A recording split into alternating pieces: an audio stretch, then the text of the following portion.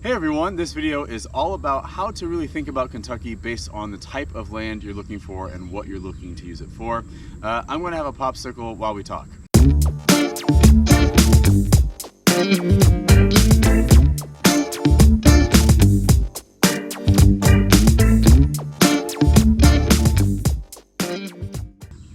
Hey, so it's me, Stephen J.B. Davis. I'm your land specialist and residential realtor here in Central Kentucky and beyond. This is the Land and Home Show. This video is about how to really think about Kentucky based on what you're wanting to buy. In a previous video, I had talked about, the inner bluegrass, outer bluegrass, the bluegrass hills, and that's super technical. I mean, that's about geology and soil, but the way that most people that live here think about Kentucky is in three parts. And those parts are, I don't know how you're going to be looking at the screen, but Eastern Kentucky, Central Kentucky, and Western Kentucky.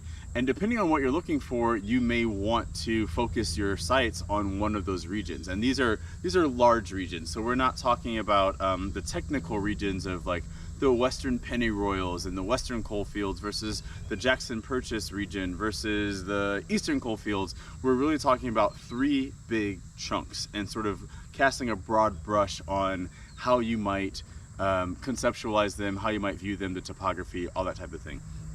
So if we start with the western part of Kentucky, Western Kentucky, it gets a little hairy around what's considered Western and what isn't, but I would say most people would agree that it's basically going from Bowling Green west. I tend to think of it more as going from the central time zone line west, because Kentucky does exist in the central and the eastern time zone. But about Bowling Green and everything going west is what most Kentuckians consider to be Western Kentucky.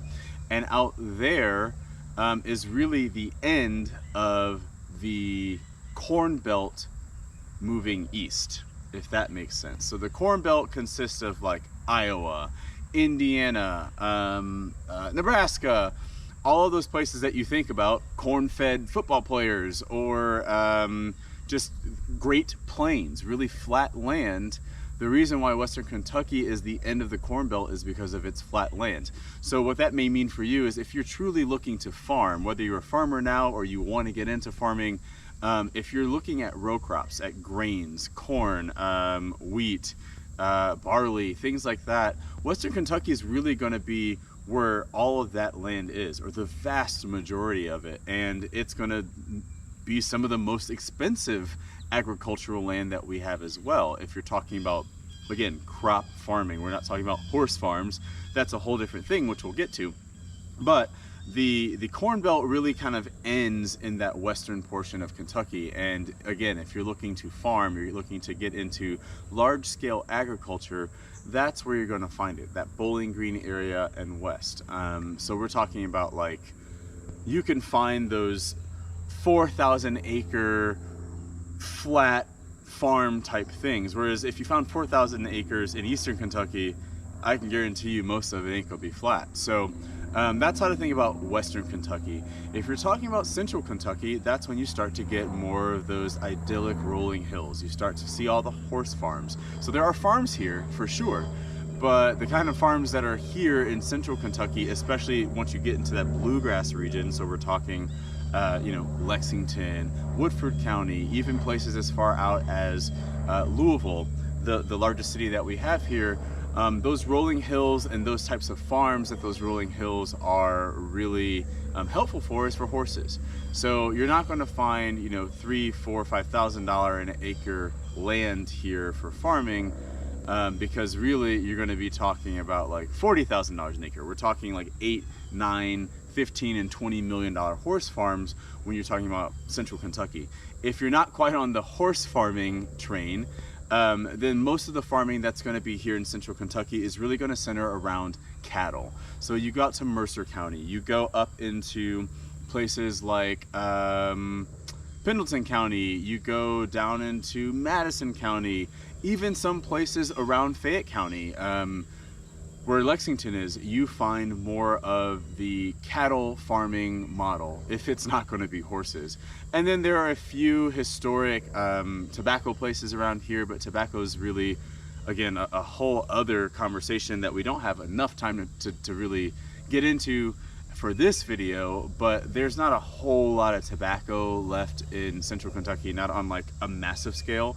You'll find some of those farms in northeastern Kentucky, so Bracken County. There's some really big tobacco operations there. And then if you go to south central Kentucky, where things start to flatten out a little bit, or at least enough for you to have a larger scale tobacco situation, you'll find some tobacco operations down there too. But really in that like bluegrass part of Kentucky, you don't see much tobacco. It's going to be mostly horses and cattle, and then a few side operations, smaller operations of maybe some grain growth, maybe some tobacco growth, etc. Then you have Eastern Kentucky, and Eastern Kentucky is really largely known technically as the Eastern coal fields. There are Western coal fields too, but the eastern part of Kentucky is really where most of any kind of coal has come from out of like this region of the United States. You know, we're talking, of course, into West Virginia, Pennsylvania, all that kind of stuff, but like that Appalachian region, which is part of what Eastern Kentucky is, spanning several states, that's where you get mountainous terrain, lots of abandoned land because there's no more coal and it's been stripped really of everything that it could have ever been from a natural resource standpoint. So again, Western Kentucky, very flat, great for all of that row crop on a really massive scale.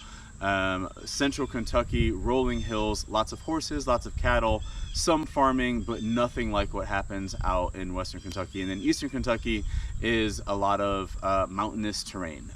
It's not the Rockies, but the Appalachian region definitely has a lot of wonderful culture. It has a lot of wonderful history. It has a little bit of some sad history too. And out there you'll find a lot of cheaper land as well, just because people have used the land for all of the ways that are most cost effective, meaning coal, some gas, some oil, but people don't typically buy prime property out there for a lot of reasons.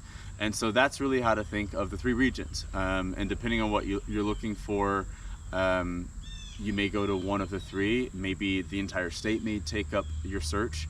There certainly is a lot of great hunting land out in eastern Kentucky. We have the largest elk herd in the United States as far as east of the Mississippi is concerned. Of course, if you get out to Utah and Colorado, Idaho, the elk there are monstrous and crazy. But as far as east of the Mississippi, we have a 13,000 strong elk herd here in Kentucky. Like that happened here, and that's another story. But really, we talk about it as Western, Central, and Eastern, and depending on what you're looking for, you may decide to focus your sights on any one of the three. For now, that's all I've got. I hope you're having a wonderful day, that you're feeling cooler than I am, because I am very, very warm. But until next time, peace out.